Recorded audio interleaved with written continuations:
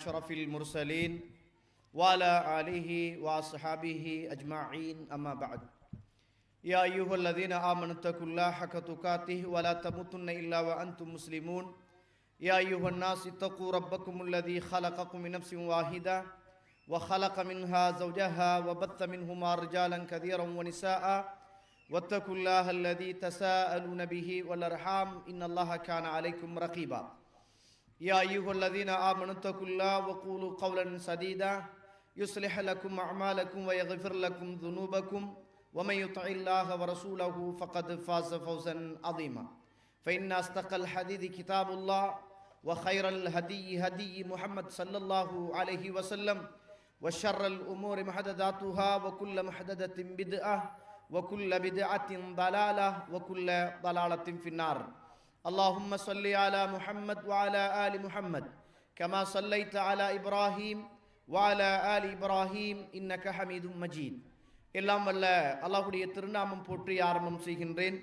சலாத்தும் சலாமும் இறை தூதர் கிருதி தூதர் முஹம்மது ரசூலுல்லாஹ் ஸல்லல்லாஹு அலைஹி வஸல்லம் அவர்கள் மீதும் அவருடைய வாழ்க்கை வழிமுறைகளை இந்த உலகத்திலே பின்பற்றி வாழ்ந்த உத்தம சஹாபாக்கள், தொடர்ந்தவர்கள், துயர்ந்தவர்கள், எம்மவர்கள் அனைவர்கள் மீதும் அல்லாஹுடைய அருளும் அன்பும் பாவ மன்னிப்பும் என்றென்றும் உண்டாக வேண்டும் என்ற இனிய பிரார்த்தனையோடு ஆரம்பம் செய்கின்றேன்.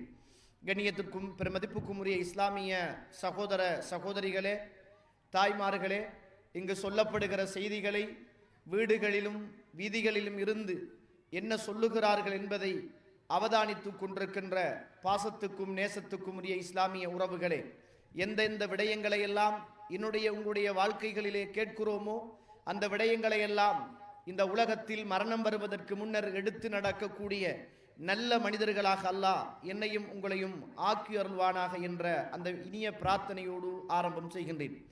கண்ணியத்திற்குரிய இஸ்லாமிய உறவுகளே, இந்த இடத்தை பார்க்கிற போதும், இந்த கூட்டத்தை பார்க்கிற போதும், இங்கு செய்திருக்கின்ற ஏற்பாடுகளை பார்க்கிற போதும், ஆரம்ப காலத்தில் இலங்கை திருநாட்டில் முழுவதும் சுமார் 300 சொச்சம் ஜும்மா பள்ளிவாயல்கள் உருவாகுவதற்கு காரணமாக இருந்த ஒரு அழகான தெருமுனை பிரச்சாரம் இன்று இந்த மண்ணில் பேசப்படுகிறது என்றால் அல்ஹம்துலில்லாஹ், இந்த ஊரிலும் இப்போது இந்த நேரத்திலும் அல்லாஹ்வுடைய அருளும் வானவர்களுடைய பிரார்த்தனையும் நிறைந்த ஒரு சூழலில் நானும் நீங்களும் அமர்ந்து கொண்டிருக்கிறோம் என்பது அடையாளம்.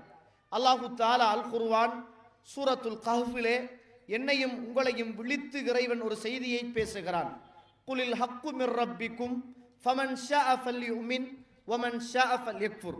நபியே, நீங்கள் சத்தியத்தை சொல்லுங்கள். அந்த சத்தியத்தில் யாருக்கு இஷ்டம் இருக்கிறதோ, யாருக்கு விருப்பம் இருக்கிறதோ அவர்கள் ஏற்றுக்கொள்ளட்டும். யாருக்கு அந்த சத்தியத்தில் இஷ்டமில்லையோ விருப்பமில்லையோ அவர்கள் அதை மறுக்கட்டும், நிராகரிக்கட்டும். நாளை மறுமையிலே மறுக்கக்கூடியவர்களுக்கு நரக நெருப்பு இருக்கிறது என்று அல்லாஹ் ரப்புல் ஆலமீன் அல் குர்ஆனில் என்னையும் உங்களையும் பார்த்து எச்சரிக்கின்றான். கண்ணியத்துக்குரிய இஸ்லாமிய உறவுகளே, இந்த உலகத்தில் நானும் நீங்களும் பிறக்கிற போதே அல்லாஹு தஆலா பிறப்பதற்கு முன்னரே தாயுடைய கருவறையில் இருக்கிற போதே, தாயுடைய கருவறையில் இந்திரியமாக ஒட்டிக்கொண்ட அந்த நேரத்திலேயே தாயுடைய கருவறையில் 42வது நாள் பிந்தியதன் பிறகு அல்லாஹ் ரப்புல் ஆலமீன் ஒரு வானவரை ஒரு ஏட்டோடு தாயுடைய கருவறைக்குள் அல்லாஹு தஆலா அனுப்புகிறான். பஅஸல்லாஹு மலக்கன். அல்லாஹு தஆலா தாயுடைய கருவறைக்குள் ஒரு வானவரை அல்லாஹு தஆலா அனுப்புகிறான். கண்ணியத்திற்குரிய இஸ்லாமிய உறவுகளே, சகோதர சகோதரிகளே, தாய்மார்களே, புரிந்து கொள்ளுங்கள். நாம் நம்முடைய பிள்ளைகளை கருவறையிலே சுமக்குகிற போது அந்த கருவறையிலே 42வது நாட்கள் பிந்தியவுடன் அல்லாஹ் ரப்புல் ஆலமீன் ஒரு வானவரை ஒரு ஏட்டோடு தாயுடைய கருவறைக்குள் அல்லாஹ் ஒரு வானவரை அனுப்பி இருக்கிறான். அந்த வானவர் அல்லாஹ்விடத்தில் சில கேள்விகளை கேட்கிறார். இந்த பிள்ளை அங்கவீனமாக பிறக்க வேண்டுமா அல்லது ஆரோக்கியமாக பிறக்க வேண்டுமா? இந்த பிள்ளை ஆணாக பிறக்க வேண்டுமா அல்லது பெண்ணாக பிறக்க வேண்டுமா? இந்த பிள்ளை எவ்வளவு காலம் இந்த உலகத்தில் வாழும் என்ற அத்துணை செய்திகளையும் வானவர் தாயுடைய கருவறைக்குள்ளிருந்து அல்லாஹ்விடத்திலே கேட்கிறார். அல்லாஹ் ரப்புல் ஆலமீன் அந்த பிள்ளை எப்படி பிறக்க வேண்டும் என்று படைக்கின்ற அந்த ரப்புல் ஆலமீன் நாடுகிறானோ அதை அங்கவீனம் என்றால் அங்கவீனமாக, ஆரோக்கியம் என்றால் ஆரோக்கியமாக, ஆண் என்றால் ஆண் என்றும் பெண் என்றால் பெண் என்றும் அல்லாஹ் சொல்லுவதை வானவர் தாயுடைய கருவறைக்குள் இருக்கிற போதே அந்த கருவில் உள்ள சிசுவில் அந்த வானவர் எழுதுகிறார். அந்த நேரத்தில் தான் நாம் தாயுடைய கருவறையில் 42வது நாள் பிந்தியதன் பிற்பாடு அனுப்பப்பட்ட வானவர் இந்த உலகத்தில் நானும் நீங்களும் பிறப்பதற்கு முன்னர் எப்போது இறப்போம் என்ற செய்தியை எழுதியதன் பிற்பாடுதான் தாயுடைய கருவறையில் இருந்து நாம் இந்த மண்ணில் பிறக்கிறோம் என்பதை மறந்துவிடக்கூடாது. எனக்கு தரப்பட்ட தலைப்பு என தெரியுமா? நினைவில் வைத்துக் கொள்ள வேண்டிய மரணமும் மறுமையும் என்று சொல்லுகிற தலைப்பில் ஒரு சில விடயங்களை ஞாபகப்படுத்துமாறு சொன்னார்கள். கண்ணியத்துக்குரிய இஸ்லாமிய சகோதர சகோதரிகளே, நேரம் சென்று கொண்டிருப்பதினால் ஒரு சில விடயங்களை மாத்திரம் தொட்டு செல்லுகிறேன். சொல்லப்படுகிற செய்திகள் அல் குர்ஆனில் இருந்து சொல்லப்படுகிற செய்திகள் அல்லாஹ்வுடைய தூதருடைய பொன்மொழியில் இருந்து சொல்லப்படுகிற ஒரு செய்திகள். இந்த நேரம் ஒரு அரசியல் மீட்டிங்காக இருந்திருந்தால் இளைஞர்களும் யுவதிகளும் குமரிகளும் கிழவிகளும் வாலிபர்களும் வயோதிபர்களும் நிறைந்திருப்பார்கள். இந்த இடத்தில் ஒரு மியூசிக்கல் ஷோ நடைபெறுமாக இருந்திருந்தால் இந்த ஊரிலே உள்ள முஸ்லிம் இளைஞர்களும் யுவதிகளும் ஆண்களும் பெண்களும் ஆட்டம் பாட்டு கூத்து கும்மாளம் என்ற அனாச்சாரத்தோடு நிறைந்திருப்பார்கள். ஆனால் அல்லாஹு தஆலா மார்க்கம் சொல்லப்படுகிற போது யாருக்கெல்லாம் அல்லாஹ் நலவை நாடுகிறானோ அவர்கள் மாத்திரம்தான் இந்த இடத்தில் நிறைந்திருப்பார்கள். காரணம், இந்த இடத்தில் மலக்குகள் இருக்கிறார்கள், அந்த இடத்தில் ஷைத்தான்கள் இருக்கிறார்கள். ஷைத்தான்கள் இருக்குகின்ற இடத்தில் நிறைய மக்கள்கள் அங்கே அமர்ந்திருப்பார்கள். மலக்குகள் உள்ள இடங்களில் குறைய மக்கள் தான். அது அல்லாஹ் யாருக்கு நலவை நாடுகிறானோ அவர்கள்தான் அங்கே நிறைந்திருப்பார்கள். அல்லாஹு தஆலா அல் குர்ஆன் சூரத்துல் ஜும்ஆ அல்லாஹு தஆலா 8வது வசனத்தில் என்னையும் உங்களையும் பார்த்து ஒரு கேள்வி கேட்கிறான். புரிந்து கொள்ளுங்கள், அல்லாஹ் என்னோடும் உங்களோடும் பேசுகிறான். இந்த குர்ஆனிய வசனத்தை காது தாழ்த்தி கேட்டுக் கொள்ளுங்கள். கேட்கிற போது உங்களுக்கு நன்மைகள் எழுதப்பட்டு கொண்டே இருக்கிறது. அல்லாஹ் கேட்கிறான், நபியே சொல்லுங்கள், நீங்கள் மரணத்தை கண்டு எங்கு நீங்கள் விரண்டோடுகிறீர்கள்? ஃபைன்னஹு முலாகிக்கும், அந்த மரணத்தை கண்டு நீங்கள் விரண்டோடினாலும் அந்த மரணம் உங்களை சந்திக்கும். மரணத்தை நாம் தேடி போக தேவை அல்ல, அந்த மரணம் நம்மளை தேடி வரும். ஏனென்றால் பிறப்பதற்கு முன்னரே தாயுடைய கருவறையில் வைத்து எழுதப்பட்ட ஒன்றுதான் இந்த மரணம் என்பதை நானும் நீங்களும் மறந்துவிடக்கூடாது. இந்த உலகத்தில் 50 வயதில் ஒருவர், 60 வயதில் ஒருவர், 20 வயதில் ஒருவர், 5 வயதில் ஒருவர், அல்லாஹ் எப்போது இந்த மண்ணுக்கு மேல் அவருடைய ரிஸ்கை முடித்துக் கொள்கிறானோ அப்போது இந்த மண்ணிலே இருந்து அவர் இந்த மண்ணுக்கு கீழே உள்ள ஒரு வாழ்வை அவர் ஆரம்பிக்க இருக்கிறார். நிறைய பேருடைய பெயர் மாத்திரம் இருக்கிறது. எத்தனை பெயர்கள், பெயர் மாத்திரம், நம்பர் மாத்திரம் இருக்கிற போது அழிக்க மறந்து விட்டோம். அவர்கள் இந்த உலகத்திலே இருந்து விடைபெற்று மண்ணறைகளிலே வாழ்ந்து கொண்டிருக்கிறார்கள். அவர்களுடைய பெயர் இன்னும் நம்முடைய கையடக்க தொலைபேசியிலே இருந்து கொண்டிருக்கிறது. நாளை ஒரு நாள் வரும், அந்த நாளையில் நம்முடைய பெயர்களும் நம்பர்களும் அவர்களுடைய கையடக்க தொலைபேசியில் இருக்கும். அவர்கள் அழிக்க மறந்திருப்பார்கள். நாம் இந்த உலகத்திலே வாழாமல் மண்ணறையில் வாழ்ந்து கொண்டிருப்போம் என்பதை மறந்துவிடக் கூடாது. அல்லாஹ்வுடைய தூதர் ஸல்லல்லாஹு அலைஹி வஸல்லம் அவர்கள் இருக்கிறார்கள். ஒரு யூதன் வருகிறான். எப்போதும் யூதர்கள் வருகிற போது ஒரு வித்தியாசமான ஒரு கேள்வியோடு தான் வருவார்கள். அல்லாஹ்வுடைய தூதரிடத்திலே நிறைய கேள்விகளை கேட்டவர்கள் யூதர்கள். அந்த யூதர்களில் ஒருவர் அல்லாஹ்வுடைய தூதரிடத்திலே வருகிறார்கள். நம்மளெல்லாம் ஒரு மனிதன் மரணித்து போனால் இன்றைக்கு சமூகத்தில் சம்பிரதாயமாக அல்லது பிதுஅத்தாக மரணித்த மனிதனுக்கு, மரணத்தருவாயில உள்ள மனிதனுக்கு அல்லது மரணித்து போன மனிதனுக்கு 3வது நாள் என்றும் 7வது நாள் என்றும் 40வது நாள் என்றும் அல்லது சக்ராத்துடைய நேரத்தில் இருக்கிறார் என்பதற்காக குர்ஆனை ஓதுகிறோம் என்று இந்த சமூகம் ஓதுகின்ற அந்த சூரத்துல் யாசின், அதை கொஞ்சம் படித்து பாருங்கள் சகோதர சகோதரிகளே. அந்த சூரத்துல் யாசினிலே அல்லாஹ் என்னோடும் உங்களோடும் பேசுகிறான். என்ன பேசுகிறான் என்றால், ஒரு யூதன் ஒரு இறந்து போன, ஒரு உக்கி போன ஒரு முள்ளு துண்டை எடுத்துக்கொண்டு அல்லாஹ்வுடைய தூதரிடத்திலே வந்து இறந்து போன உக்கி போன முள்ளு துண்டை அப்படியே எடுத்து கசக்கி விட்டு அல்லாஹ்வுடைய தூதரிடத்திலே கேட்கிறான், முஹம்மதே ஸல்லல்லாஹு அலைஹி வஸல்லம், இறந்து போன உக்கி போன இந்த முள்ளு துண்டில் இருந்து அல்லாஹ் ரப்புல் ஆலமீன் மீண்டும் மனிதனை படைப்பானா, எழுப்புவானா என்று அல்லாஹ்வுடைய தூதரிடத்தில் அந்த யூதன் கேட்ட போது, சுபஹானல்லாஹ், படைத்தல் என்பது, ஆக்குதல் என்பது, அழித்தல் என்பது, உருவாக்குதல் என்பது இது அல்லாஹ்வோடு சம்பந்தப்பட்டது.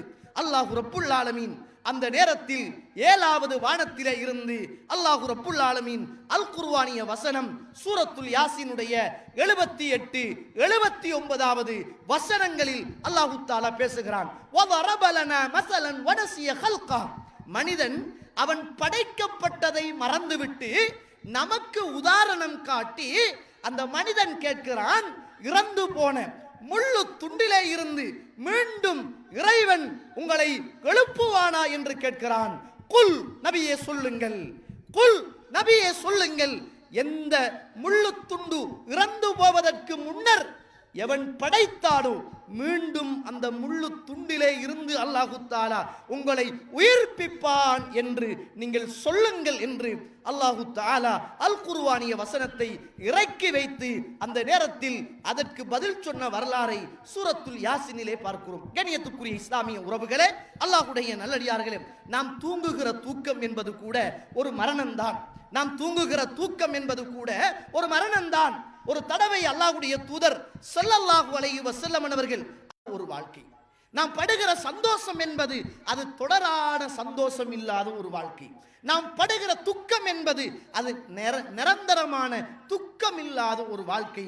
நாளை என்பது என்னுடைய வாழ்க்கையில் நிச்சயம் இல்லாத மரணம் நிறைந்த ஒரு வாழ்க்கையோடு தான் இந்த உலகத்தில் நான் வாழ்ந்து கொண்டிருக்கிறேன் என்பதை மறந்துவிடக் கூடாது. புரிந்து கொள்ளுங்கள், இந்த உலகத்தில் பிறப்புக்குத்தான் ஒரு ஓர்டர் உண்டு.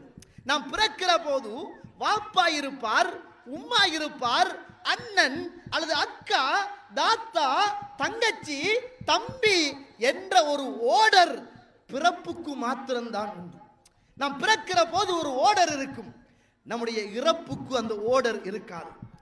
நாம் இந்த உலகத்தில் இருக்கிற போது, பிள்ளைகள் இருக்கிற போது தந்தை மரணித்து விடுவார், தந்தை இருக்கிற போது தாய் மரணித்து விடுவாள், தாயும் தந்தையும் ஆரோக்கியமாக இருக்கிற போது பிறந்த பிள்ளைகள் இறந்து விடுவார்கள். மூத்தவர் இருக்கிற போது இளையவர் மரணித்து விடுவார், இளையவர் இருக்கிற போது மூத்தவர் மரணித்து விடுவார். எப்போது நம்முடைய மரணம் என்று தெரியாத, மறைக்கப்பட்ட தண்டனை பெற்று மறுமையில் சொர்க்கம் போக வேண்டும் என்று துடித்தவர்கள் அவர்களே.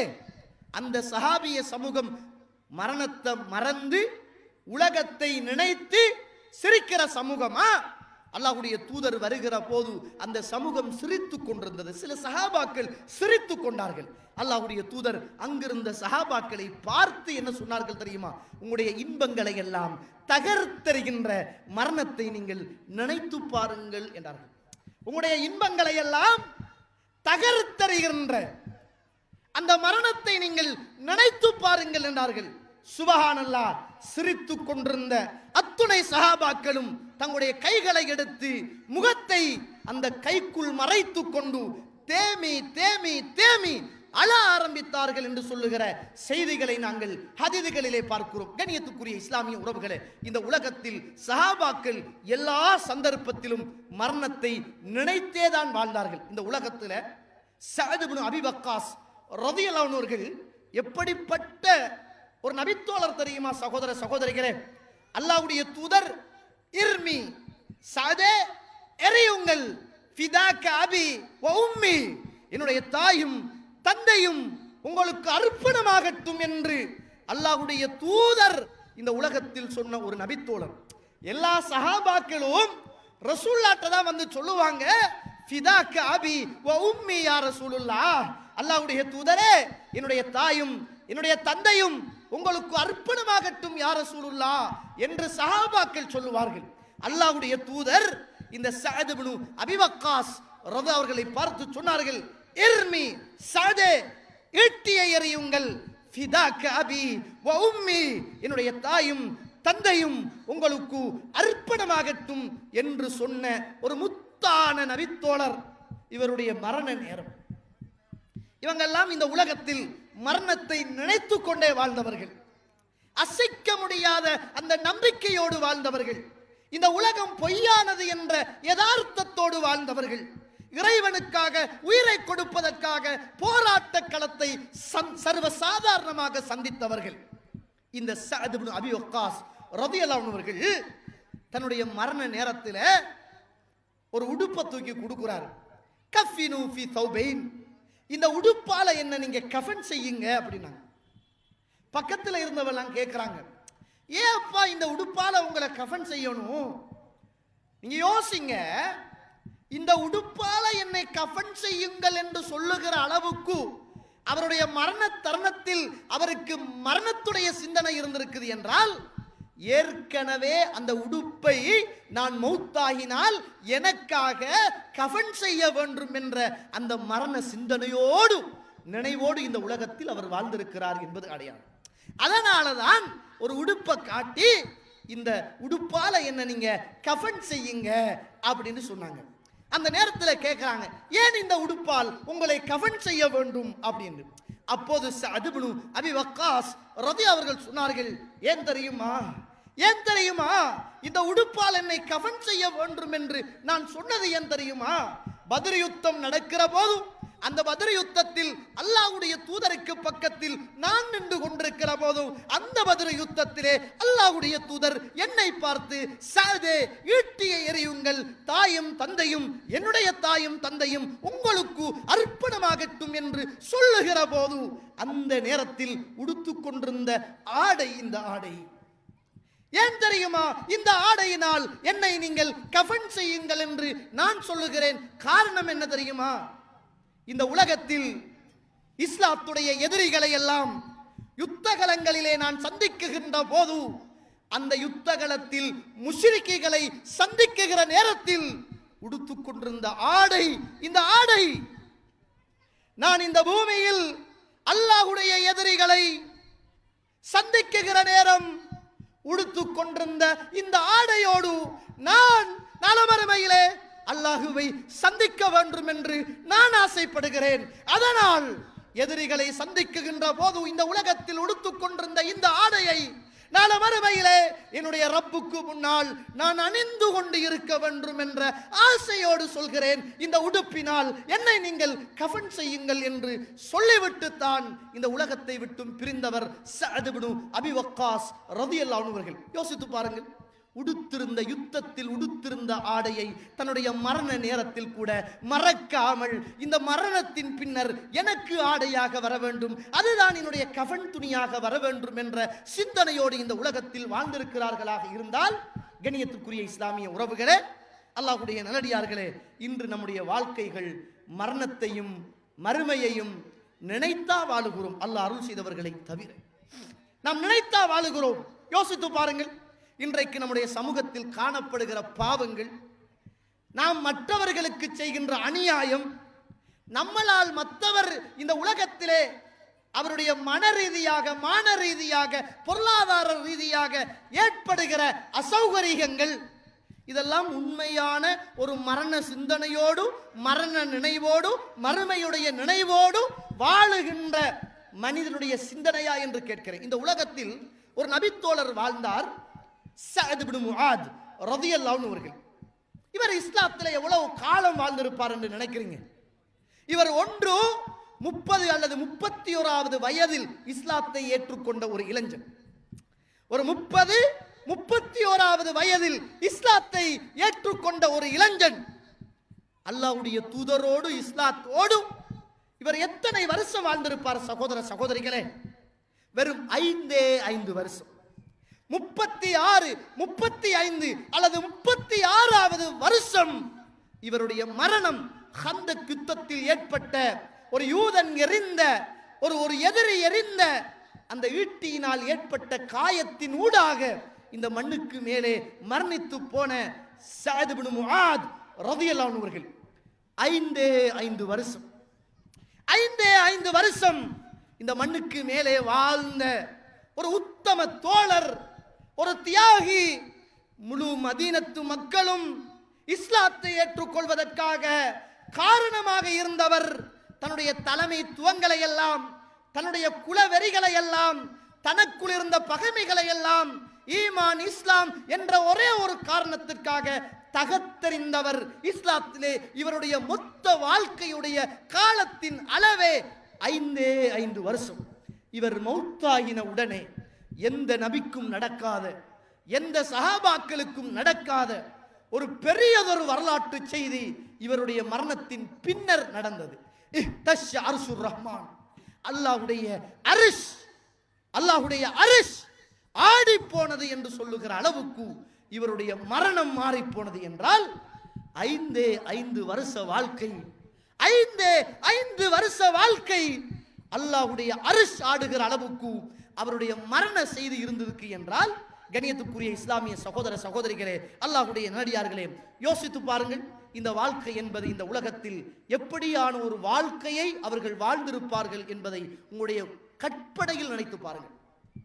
எவ்வளவு கவனமாக கச்சிதமாக நினைத்து பாருங்கள். இன்றைக்கு நம்ம மேடை போட்டு இந்த சமூகத்துக்கு மறுமையையும் மரணத்தையும் நாம் நினைக்க வேண்டும், நினைத்து கொண்டே வாழ வேண்டும் என்பதுதான் இன்றைய இந்த மாநாட்டுடைய இறுதி உரை. நான் சும்மா கேட்கிறேன், இன்றைக்கு இருக்குகின்ற இளைஞர்கள், நம்மட பிள்ளைகள், இந்த ஊரில் உள்ள வாலிபர்கள், இந்த ஊரில் உள்ள யுவதிகள், இந்த தருணத்தில், இந்த நேரத்தில் எத்தனை இருட்டுக்குள்ள அல்லாஹு தஆலா தடுத்த பாவங்களை சும்மா சர்வ சாதாரணமாக இந்த நாட்டின் காவல் துறைக்கு பயந்து, போலீசுக்கு பயந்து, தாய் தந்தைக்கு பயந்து, ஊர் மக்களுக்கு பயந்து, ஒரு இருட்டை நாடி தேடி யாரும் இல்லாத ஒரு காட்டு ரோட்டில், ஒரு இருட்டு ரோட்டில் ஊர் மக்களுக்கெல்லாம் பயந்து, காவல்துறைக்கெல்லாம் பயந்து, அல்லாஹுவை மறந்து எத்தனை இளைஞர்களும் யுவதிகளும் இந்த நிமிடத்தில் இந்த போதைக்கு அடிமையான உறவுகளாக இந்த சமூகத்திலே வாழ்ந்து கொண்டிருக்கிறார்கள். யோசிச்சு பாருங்க. என்னுடைய பிள்ளைகளும் உங்களுடைய பிள்ளைகளும் விதிவிலக்காக இருக்கலாம். ஆனால் இந்த ஊரிலே உள்ள எத்தனையோ கௌரவமான மதிப்புக்கும் மரியாதைக்கும் உள்ள படித்த பெயர் போன பட்டம் போன இந்த ஊரிலே உச்சத்தை தொட்ட எத்தனையோ நல்லவர்களுடைய பிள்ளைகள் அல்லாஹுவை மறந்து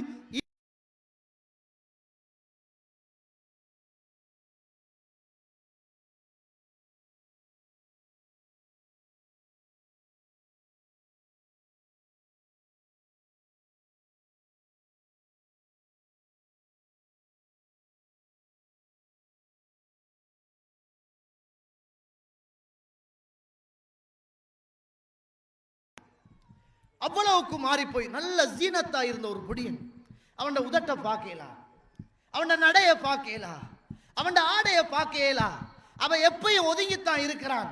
அவன் வீட்டுக்கு வாரதெல்லாம் லேட்டாகித்தான் வாரான். அவனுடைய நண்பர்கள் எல்லாம் ஒரு வகையான விகார தோட்டத்தோடு இருக்கிறார்கள். அவனுடைய பேச்சில ஒரு மாற்றம், நடையில ஒரு மாற்றம், அவனுடைய பிஹேவியர்ல ஒரு மாற்றம். அவன் ஆட்களுக்குள்ள அண்டி வாழ்ற இல்ல, ஒதுங்கி வாழ்றான், பதுங்கி வாழ்றான், இருட்டை தேடுகிறான், ஊரை விட்டு தொலைவு தூரத்துக்கு போகிறான், பள்ளியோடு தொடர்பில்லாத பிள்ளைகளோடு நட்பை ஏற்படுத்தியிருக்கிறான்.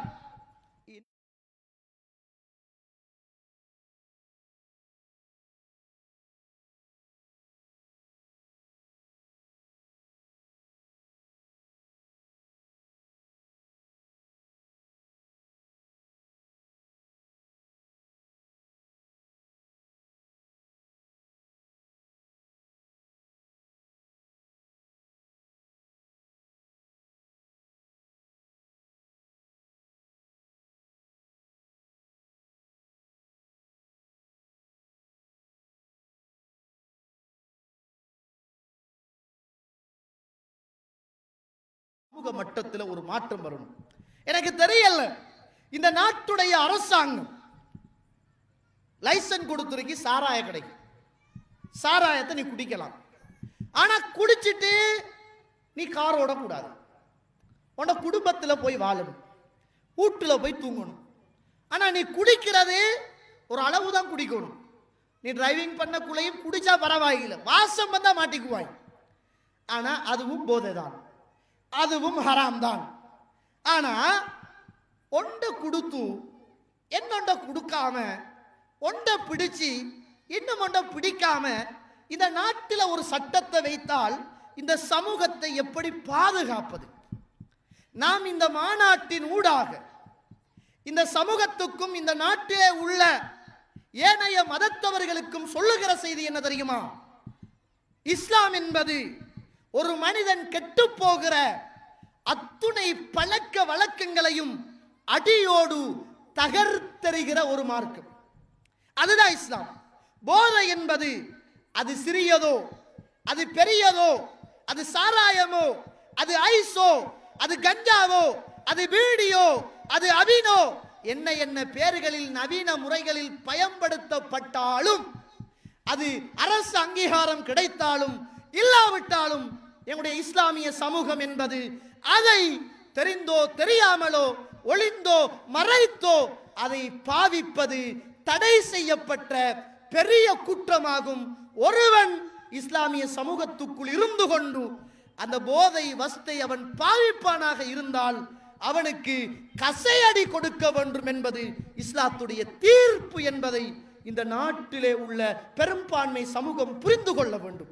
அந்த போதையை பற்றி பேசுவதும், அந்த போதையினால் பாதிக்கப்பட்ட சமூகத்தை பற்றி பேசுவதும், இந்த சமூகத்துக்கு விழிப்புணர்வு செய்வதும், இந்த சமூகத்துக்குள்ள உள்ளவர்களுக்கே விருப்பமில்லை என்றால் நாளை நம்முடைய சமூகத்தின் தலைமுறைகளை எப்படி பாதுகாத்துக் கொள்ள முடியும் என்பதை நானும் நீங்களும் மறந்துவிடக் கூடாது. கொஞ்சம் பேர் இருக்கிறாங்க, சிகரெட் குடிப்பாங்க, அது பிரச்சனை இல்லை.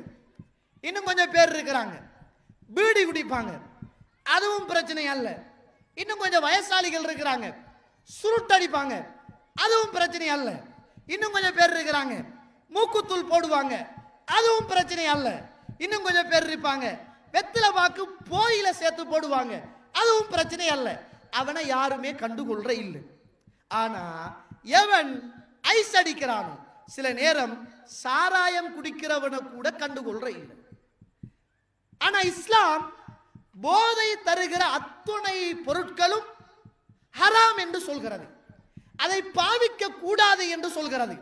பாவித்தால் அவனுக்கு கசையடி அடிக்க வேண்டும் என்று இஸ்லாம் உத்தரவு விடுகிறது. அவ்வளவு சுத்தமான உயர்ந்த மார்க்கம் தான் இந்த இஸ்லாத்துடைய மார்க்கம். கண்ணியத்துக்குரிய இஸ்லாமிய உறவுகளே, சில நேரம் புரிந்து கொள்ளுங்கள். அன்று வாப்பா சிகரெட் அடிச்சாரு, இன்றைக்கு மகன் பியர் அடிக்கிறான். வாப்பா காட்டின பழக்கம் தான் அது.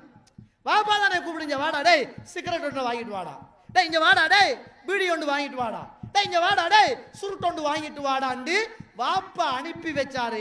அவன் வாப்பா அடிச்ச குறை பீடியை தூக்கி அடிச்சு பழகினான். இன்னைக்கு நீங்க அடிக்கிற என்ன வாப்பா, அது பவர்ஃபுல் சாமான் அல்ல, நான் அடிச்சு காட்டுறேன் பாருங்க வாப்பாண்டு. இன்னைக்கு வாப்பாவை விட தாய் 8 அடி பாய்ந்தால் குட்டி 16 அடி பாயும் என்று சொல்லுவாங்களே, அதுபோல இன்றைக்கு பிள்ளைகள் வாப்பா மாறு அல்லாஹ் அருள் செய்தவர்களை தவிர காட்டிய இந்த அதல பெரிய பாவத்தை அதைவிடவும் பெரிய பாவமாக இன்றைய இளைசுகள் இளம் சமூகம் செய்து கொண்டிருக்கிறது. நேத்து முந்தநாத்து ஒரு நியூஸை பார்க்கிறேன். கொழும்புல உள்ள ஒரு பிரபலியமான பாடசாலையில பொம்பளை பிள்ளைகள் போதை தருகிற மாத்திரைகளை பாவித்து வியாபாரம் செய்கிறார்கள். யாழ்ப்பாணத்தில் பார்க்கிறேன், ஒரு பிள்ளை தந்த காதலனுக்கு கொடுப்பதற்காக உறவுக்காரி இடத்திலே வந்து தங்கி உறவுக்காரியுடைய மாலைய மின்னிய தங்க நகைகளை களவெடுத்து காதலனுக்கு கொடுத்து அவர்கள் போதை வஸ்துக்கு அடிமைப்பட்டவர்கள். சுப்ஹானல்லாஹ். இப்படி ஒரு சட்டத்தை இந்த நாட்டில் போட்டா தடுக்கலாமா? இஸ்லாம் சொல்லுகிற சட்டம், போதை சிறியதோ பெரியதோ அது முற்று முழுதாக ஒழிக்கப்பட வேண்டும் என்று இஸ்லாம் பேசுகிறது. அதற்கு இந்த உலகத்திலே உள்ள சமூகம் தன்னை திருத்திக் கொள்ள வேண்டுமாக இருந்தால் எந்த நினைவிலும் எந்த நிலையிலும் மரணத்துடைய சிந்தனை என்பது மரணம் என்பதை எனக்கு உண்மையானது என்பதை இந்த சமூகத்துக்கு உணர்த்த வேண்டும். மரணத்தின் பின்னர் நான் எழுப்பப்படுகிற அந்த மறுமையுடைய நாள் உண்மை என்பதையும் நானும் நீங்களும் சின்னம் சிறார்களுக்கு சின்ன பருவத்திலே இருந்து அவர்களுக்கு நாங்கள் படித்து கொடுக்க வேண்டிய தேவை இருக்கிறது. பாருங்க, ஒரு தடவை அப்துல்லாஹ் இப்னு ஜாபிர் திருமிதியில 310வது செய்தியாக பதிவு செய்யப்பட்ட ஒரு செய்தி, ஒரு அழகான ஒரு வித்தியாசமான ஒரு செய்தி. அப்துல்லாஹ் இப்னு ஜாபிர் ரலியல்லாஹு அன்ஹு அவர்களும் வாப்பாவும் மகனும் உஹது யுத்தத்துக்காக போறாங்க. காலையில யுத்தம், இரவு ஒரு இடத்துல தங்குறாங்க. பாப்பா சொன்னாரே, மகன் நாளைக்கு நடைபெறுகிற யுத்தத்தில் முதலாவது பட்டியலில் நான் கொல்லப்படுவேன் என்று நினைக்கிறேன் என்று சொல்லிட்டு தானே மூத்தாயினார். அப்ப ஜாபிர் அவருடைய வாப்பாவை இன்னொரு ஆளோடு சேர்த்து 2 பேரையும் ஒரு கபருக்குள்ளதான் அடைக்கிருந்தாங்க. அவருக்கு மனசு கேட்கல, வேறொரு கபரை தோண்டி வாப்பாவை வேறையா எடுத்து அடைக்கிருந்தாங்க. ரசூலுல்லாஹ் ஒரு தடவை வாராங்க, மகனுக்கு முகமெல்லாம் மாறி ஒரு கவலை நிறைந்த தோற்றத்தோடு ஜாபிர் அவர்கள் இருக்கிறாங்க. அப்ப ரசூலுல்லாஹ் ஸல்லல்லாஹு அலைஹி வஸல்லம் அவர்கள் ஜாபிர் அவர்களை பார்த்து கேட்கிறாங்க, ஜாபிரே, என்ன நீங்க ஒரு மாதிரியாக இருக்கிறீங்க? என்ன ஒரு மாதிரியாக உங்களுடைய முகங்கள் எல்லாம் கலர் மாறி போய் இருக்கிறது என்ன அப்படின்னு கேட்கிறாங்க. அப்பதான் சொல்றாங்க, யா ரசூலுல்லாஹ், அல்லாஹ்வுடைய தூதரே, என்னுடைய வாப்பா உஹது யுத்தத்தில் ஷஹீதாகிட்டாரு. அவரு சில கடன்களையும் அவருடைய குடும்பங்களையும் எனக்கு பொறுப்பாக தந்துவிட்டு போய்த்தார் யா ரசூலுல்லாஹ். நான் அந்த வேதனையிலும் கவலையிலும் நான் இருக்கிறேன் அப்படின்னாங்க. அந்த நேரத்தில் சுபஹானல்லாஹ், அல்லாஹ்வுடைய தூதர் கேட்கிறாங்க, அபலா அஃபலா உபஷ்ஷிருக பிமா லக்கியல்லாஹு பிஹி அபாக். ஜாபிரே, உங்களோட வாப்பாவை அல்லாஹ் தஆலா சந்தித்த விதத்தை பற்றி நான் உங்களுக்கு சொல்லட்டுமா என்று கேட்டார்கள். உங்களோட வாப்பா மரணித்த போது உங்களோட வாப்பாவை அல்லாஹ் தஆலா சந்தித்தானே, அது பற்றி நான் உங்களோடு பேசட்டுமா அப்படின்னு கேட்டாங்க. யா ரசூலுல்லாஹ், சொல்லுங்களேன் யா ரசூலுல்லாஹ், எங்களுடைய வாப்பா மரணித்ததன் பிறகு அல்லாஹ் எங்க வாப்பாவை சந்தித்தானா, அது என்ன யா ரசூலுல்லாஹ் சொல்லுங்கள் அப்படின்னு கேட்டாங்க. அப்போது அல்லாஹ்வுடைய தூதர் ஸல்லல்லாஹு அலைஹி வஸல்லம் அவர்கள் சொன்னாங்க, மா கல்லமல்லாஹு அஹதன் கத்து இல்லா மின் வராஇ ஹிஜாபி. அல்லாஹ் தஆலா யாராக இருந்தாலும் அவர்களோடு பேசுகிற போது அல்லாஹ் அவர்களை திரைக்கு பின்னால் இருந்துதான் அல்லாஹ் தஆலா பேசினான். ஜாபிரே ரலியல்லாஹு அன்ஹு, உங்களுடைய தந்தை மரணித்த போது அல்லாஹ் ரப்புல் ஆலமீன் உங்களுடைய தந்தையோடு அல்லாஹ் பேசிய போது எந்த திரையும் இல்லாமல் அல்லாஹ் உங்களுடைய தந்தையோடு பேசினான். எந்த திரையுமே இல்லாமல் அல்லாஹ் தஆலா உங்களுடைய தந்தையோடு பேசினான். உங்களுடைய தந்தையிடத்தில் அல்லாஹ் கேட்டான், உங்களுக்கு என்ன வேண்டும் என்று கேட்டான். அந்த நேரத்தில் உங்களுடைய தந்தை அல்லாஹ்விடத்திலே கேட்டார், யா ரப், எனக்கு எதுவும் வேண்டாம், நான் மீண்டும் இந்த உலகத்துக்கு போக வேண்டும், நீ எடுத்த உயிரை எனக்கு மீண்டும் நீ தர வேண்டும். அந்த உயிரை எடுத்துக்கொண்டு மீண்டும் உன்னுடைய பாதையில் மரணித்து உன் பக்கம் நான் நீ தருகிற வெகுமதிகளை அனுபவிக்க வேண்டும் என்று ஆசைப்படுகிறேன் என்று அல்லாஹ்விடத்திலே அவர் கேட்டார். அப்படி என்றால் என்ன அர்த்தம்? இந்த உலகத்தில் வந்து வாழ்ந்து மீண்டும் நான் மரணிக்கோடும், யுத்த களத்தில் நான் மரணிக்கோடும், அதுதான் எனக்கு திரும்ப தேவை அப்படி என்பதை அல்லாஹ்விடத்திலே கேட்டார். அல்லாஹ் ரப்புல் ஆலமீன் சொன்னான், ஏடுகள் காய்ந்து விட்டது, பேனாக்கள் உயர்த்தப்பட்டு விட்டது என்று அல்லாஹ் ரப்புல் ஆலமீன் சொன்னான் என்று சொல்லுகிற செய்தியை நாங்கள் திருமிதியிலே நாங்கள் பார்க்கிறோம். கண்ணியத்துக்குரிய இஸ்லாமிய உறவுகளே, இந்த உலகத்தில் மரணித்ததன் பிறகும் மரண நினைவோடுகள் தான் இந்த சஹாபிய சமூகம் இந்த உலகத்திலே வாழ்ந்திருக்கிறார்கள் என்பதை நானும் நீங்களும் மறந்துவிடக்கூடாது. இந்த உலகத்தில் ஒரு பெரிய சலஃபுகளை சேர்ந்த ஒரு வித்தியாசமான உமர் அவர்கள் இந்த உலகத்தில் எப்படி ஆட்சி செய்தார்களோ அதே போன்று ஆட்சி என்று வர்ணிக்கப்படுகிற ஒரு வித்தியாசமான ஆட்சியை செய்தவர் உமர் இப்னு அப்துல் அசீஸ் ரஹிமஹுல்லாஹ் அவர்கள். இவர் ஒரு வித்தியாசமான ஒரு ஆட்சியாளரும் கூட. அவருடைய வரலாறை நிறைய பேர் ஏஎல்லாம் படிச்சிருப்பாங்க. இவர் அடிக்கடி அல்லாஹ் கிட்ட ஒரு துவா கேட்பாராம். என்ன துவா என்றால், அல்லாஹும்ம அஹ்ஃபி அலைஹிம் மௌத்தி வலவ் ஸஅத்தம் மினன் நஹார். யா அல்லாஹ், எனக்கு நீ மௌத்தை பகல் நேரத்தில் ஆக்கிவிடு, யாருக்குமே தெரியாமல் என்னுடைய மௌத்தை நீ மறைச்சிடுன்னு கேட்பாராம். துவாவுடைய அர்த்தத்தை பாருங்க சகோதர சகோதரிகளே. இன்னைக்கு நிறைய பேர் நம்ம மௌத்தாயினாலும் நம்மளை பள்ளியில கொண்டு வச்சு இந்த ஊர்ல செஞ்ச சேவை, நம்ம படிச்சு கொடுத்த ஸ்கூல், நம்ம கட்டின பாடசாலை, நம்ம போட்ட ரோட்டு, நம்ம செய்த சமூக பணி, நம்ம செய்த சீர்திருத்த பணி எல்லாம் வேணும் என்று ஒரு சமாளிப்போடு மரணத்துக்கு முன்னரே புகழை விரும்புகிற அடிப்படையில் இந்த உலகத்தில் வாழக்கூடியவர்கள் இருக்கிறார்கள், அல்லாஹ் அருள் செய்தவர்களை தவிர.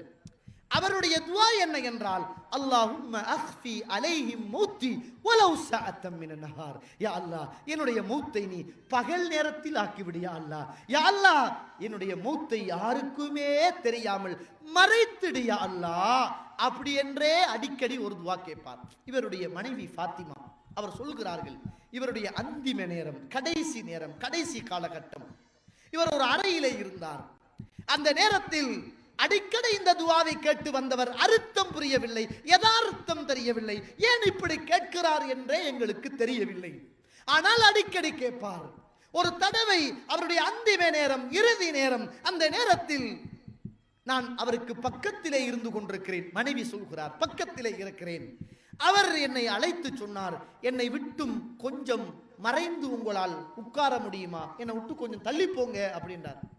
கணவர் சொல்லுகிறாரே என்பதற்காக நான் கொஞ்சம் தள்ளி போனேன். அந்த நேரத்தில் அந்த இடத்திலே அவர் அல் குர்ஆனிய வசனத்தை ஓத ஆரம்பித்தார். அல் குர்ஆன் ஓதுகிற சத்தம் என்னுடைய காதில் கேட்டது. சந்தோஷப்பட்டேன். அல் குர்ஆனை ஓதுகிறார் என்று சந்தோஷப்பட்டேன். அல் குர்ஆனை ஓதிக்கொண்டிருந்தவர் திடீர் என்று அல் குர்ஆன் ஓதிய சத்தம் நின்று விட்டது.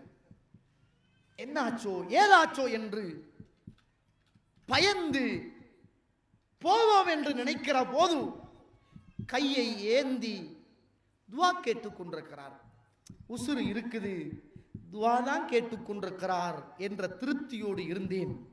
கொஞ்ச நேரத்தில் துஆ கேட்ட சத்தமும் நின்று விட்டது. ஓடி போய் பார்த்தேன், ஒரு கையை தூக்கி வாயை மூடிக்கொண்டு, மறு கையை தூக்கி கண்ணை மூடிக்கொண்டு அந்த இடத்திலே அவர் மரணித்து போயிருந்தார். அப்போதுதான் எனக்கு புரிந்தது, அவர் அடிக்கடி கேட்ட ஒரு பிரார்த்தனை, அல்லாஹும்ம அஹ்ஃபி அலைஹிம் மௌத்தி வலவ் ஸஅத்தம் மினன் நஹார். யா அல்லாஹ், என்னுடைய மரணத்தை பகல் நேரத்தில் ஆக்கிடு, என்னுடைய மரணத்தை யாருக்கும் தெரியாமல் மறைத்திடு என்று கேட்டாரே. யாரும் வந்து பார்த்து என்னதான் வேதனைப்படுறா, எவ்வளவுதான் கஷ்டப்படுறாங்க அப்படின்ட்டு நம்மள பஞ்சாதப்பட்டு நம்மளது அனுதாபப்பட்டு யாரும் நம்மளை பார்த்து விடக்கூடாது என்பதற்காக இந்த உலகத்திலே பிரார்த்தனை செய்து மரண நினைவுகளோடும் மறுமை சிந்தனைகளோடும் வாழ்ந்தவர்கள் அந்த உயர்ந்தவர்கள் என்பதை நானும் நீங்களும் மறந்துவிடக்கூடாது. எனவே கண்ணியத்திற்குரிய இஸ்லாமிய உறவுகளே, அல்லாஹ்வுடைய நல்லடியார்களே, இந்த உலகத்தில் நாம் திருந்தோடும் என்றால், நாம் மாறோடுமாக இருந்தால் நம்முடைய வாழ்க்கைகள் நிறைய மாற்றம் பெறும். ரசூலுல்லாஹி ஸல்லல்லாஹு அலைஹி வஸல்லம் இந்த உலகத்தில் வாழுகிற போது அவர் சாதாரணமான ஒரு மனிதர் அல்ல. ரசூலுல்லாஹ் நபியாக அனுப்பப்படுவதற்கு முதலே அல்லாஹ்வுடைய தூதர் சில நேரம் வீதியால் வருகிற போது ரசூலுல்லாஹ் சொல்றாங்க, இன்னி லா அரிஃபு ஹஜரம் பி மக்கா, மக்காவிலே எனக்கு ஒரு கல்லை தெரியும், அந்த கல்லு நான் வருகிற போது போகிற போது கான யுஸல்லிமு அலைய, என்னை பார்த்து அந்த கல்லு சலாம் சொல்லும். கபுல அன் உப்அஸ, நான் நபியாக அனுப்பப்படுவதற்கு முன்னரே மக்காவில் ஒரு கல் இருக்கிறது, அந்த கல் எனக்கு இப்பையும் எங்கே இருக்கிறது என்று எனக்கு தெரியும். நான் வருகிற போதும் போகிற போதும் அந்த கல் என்னை பார்த்து சலாம் சொல்லும். அந்த கல்லை எனக்கு இப்பவும் தெரியும். அல்லாஹ்வுடைய தூதருடைய வாழ்க்கை என்பது அல்லாஹ்வுடைய கண்காணிப்புக்கு கீழே இருந்த வாழ்க்கை. அல்லாஹ்வுடைய தூதர் இந்த உலகத்தில் வாழுகிற போதும் பிறந்த தாயிடத்தில் பால் குடிக்கவில்லை, இன்னும் ஒரு தாயிடத்திலே பால் குடித்தார்கள். இறுதியாக சொல்லி நிறைவு செய்கிறேன், புரிந்து கொள்ளுங்கள். இன்னும் ஒரு தாயிடத்திலே அல்லாஹ்வுடைய தூதர் பால் குடித்து வளர்ந்தவர்கள். அல்லாஹ்வுடைய தூதர் சின்ன பருவத்தில் தாயை இழந்து இன்னும் ஒரு பால் குடி தாயிடத்தில் பால் குடித்து வளர்ந்து கொண்டிருக்கிற நேரத்தில் அங்கு நிறைய பிள்ளைகள் பால் குடிப்பதற்காக அந்த ஊர்ல வந்து பால்குடி பிள்ளைகள் எல்லாம் சேர்ந்து சின்ன காலத்தில் விளையாடி கொண்டிருக்கின்ற அந்த சந்தர்ப்பத்திலே பிள்ளைகள்லாம் இப்ப ரசூலுல்லாவோடு சேர்ந்து ரசூலுல்லா பிள்ளைகளோடு சேர்ந்து விளையாடுகிற சின்ன காலம். அந்த நேரத்தில் அல்லாஹ்வுடைய தூதரை திடீர் என்று ஒருவர் வந்து அல்லாஹ்வுடைய தூதரை எடுத்து சின்ன பருவத்தில் ரசூலுல்லாவை தூக்கி ஒரு பக்கம் கொண்டு போய் அப்படியே நெஞ்சை கிழிக்கிறாங்க. நீங்க நினைக்கப்படாது நெஞ்சு கிழிச்சண்டா சும்மா இந்த கேமராவை போட்டு குடல் புண் இருக்குதாண்டு தொண்டைக்குள்ளால போட்டு பார்க்குற மாதிரி அல்ல. நம்முடைய ஈமான் அல்லாஹ்வுடைய தூதருடைய நெஞ்சரை கிழிக்கப்பட்டது. ரசூலுல்லாவுடைய நெஞ்சு கிழிக்கப்பட்டது. எந்த அளவுக்குண்டா விளையாடி கொண்டிருந்த பிள்ளைகள் எல்லாம் அந்தந்த பால் குடிக்கிற தாயிடத்திலே ஓடி போய் சொன்னார்கள், இன்ன முஹம்மத் கது குத்தில, முஹம்மத் கொல்லப்பட்டு விட்டார், யாரோ கொல்லுகிறார்கள் என்று பிள்ளைகள் எல்லாம் ஓடி வந்து சொல்லுகிற அளவுக்கு அல்லாஹ்வுடைய தூதருடைய நெஞ்சறைகள் கிழிக்கப்பட்டது. இப்ப பால்குடி தாய்மார்கள் எல்லாம் வந்து பார்க்கிறாங்க, ரசூலுல்லாஹி ஸல்லல்லாஹு முகம் மாறி போய் கலர் மாறி போய் இருக்கிறது. சுப்ஹானல்லாஹ், சின்ன காலத்திலே இருந்து அல்லாஹ்வுடைய தூதருடைய நெஞ்சை கிழித்து அந்த நெஞ்சுக்குள் இருந்த இதயத்தை வெளியில் எடுத்து ஜிப்ரீல் அலைஹிஸ்ஸலாத்து வஸலாம் அவர்கள் ஊடாக வெளியில் எடுத்து அதை தங்க தட்டிலே வைத்து அந்த இதயத்திலே ஷைத்தான் தீண்டுகிற ஒரு பகுதி, ஹவ்வு ஷைத்தான் தீண்டுகிற பகுதி என்று அதை வெட்டி கட் பண்ணி அதை வெளியிலே எடுத்து வீசிவிட்டு அல்லாஹ்வுடைய தூதருடைய அந்த இதயத்தை ஜம்சம் தண்ணியினால் கழுகி அதை தங்க தட்டிலே வைத்து மீண்டும் அல்லாஹ்வுடைய தூதருடைய நெஞ்சறைக்குள் வைத்து அந்த இதயம் தைக்கப்பட்டது. இந்த ஹதீதை அறிவிக்கின்ற அனஸ் ரலியல்லாஹு அவர்கள் சொல்றாங்க, முஸ்லிம்ல பதிவு செய்யப்பட்ட சஹீஹான ஹதீஸ், அல்லாஹ்வுடைய தூதருடைய நெஞ்சறையிலே மிஹயத் தைக்கப்பட்ட அடையாளத்தை நான் பார்த்தேன். ரசூலுல்லாஹ்வுடைய நெஞ்சில் சின்ன பருவத்தில் கிழிக்கப்பட்டு தைக்கப்பட்ட அடையாளம், அதை நான் கண்ணால் பார்த்தேன் என்று அனஸ் ரலியல்லாஹு அவர்கள் இந்த ஹதீதை அறிவிக்குகிற போது சொல்கிறார்கள். என்ன சொல்ல வருகிறேன் என்றால், இந்த உலகத்தில் அல்லாஹ்வுடைய தூதர் மறுமையை பயந்ததை போல, மரணத்தை பயந்ததை போல, ரப்ப நினைத்து அழுததை போல யாருமே அழவில்லை. ஆனால் அவரை அல்லாஹு தாலா சின்ன காலத்தில் இருந்து ஷைத்தானுடைய தீண்டுதல்ல இருந்து பாதுகாத்து, ஷைத்தான் தீண்டுகிற அந்த இதய துண்டை எடுத்து வெட்டி இதயத்தையே ஜம்சம் தண்ணியால் கழுகி ஒரு பரிசுத்தமான மனிதனாக இறைவன் அவரை வளர்த்தெடுத்து அல்லாஹ்வுடைய கண்காணிப்புக்கு கீழே வளர்ந்த அந்த மனிதரே இந்த மரணத்தை நினைத்து அழுதார் என்றால், மறுமையை நினைத்து அழுதார் என்றால், நாம் எம்மாத்திரம் அழ வேண்டிய தேவைகள் இருக்கிறது என்பதை புரிந்து அறிந்து அல்லாஹுக்காக ஒன்று சேர்ந்து, அல்லாஹுக்காக கோபப்பட்டு, அல்லாஹுக்காக பிரிந்து, அல்லாஹுக்காக கொடுத்து, அல்லாஹுக்காக தடுத்து, எப்போதும் இந்த மரணத்தையும் மறுமையையும் நினைவு கொண்ட மக்களாக நானும் நீங்களும் வாழ வேண்டிய தேவை இருக்கிறது. மறுமை ஒரு பக்கம் இருக்கிறது, அது பேசுவதற்கான நேரம் இல்லை என்பதனால் இந்த உலகத்தில் வாழுகிற போது எப்பையும் மரணத்தையும் மறுமையையும் நினைப்போம், அல்லாஹுவை நெருங்குவோம், நல்லவர்களாக வாழ்ந்து நல்லவர்களாக மரணிப்பதற்கு அல்லாஹு தஆலா எனக்கும் உங்களுக்கும் துணை செய்வானாக. வாஹிர் தஅவானா அனில் ஹம்துலில்லாஹி ரப்பில் ஆலமீன். அஸ்ஸலாமு அலைக்கும் வரஹ்மத்துல்லாஹி வபரகாத்துஹு.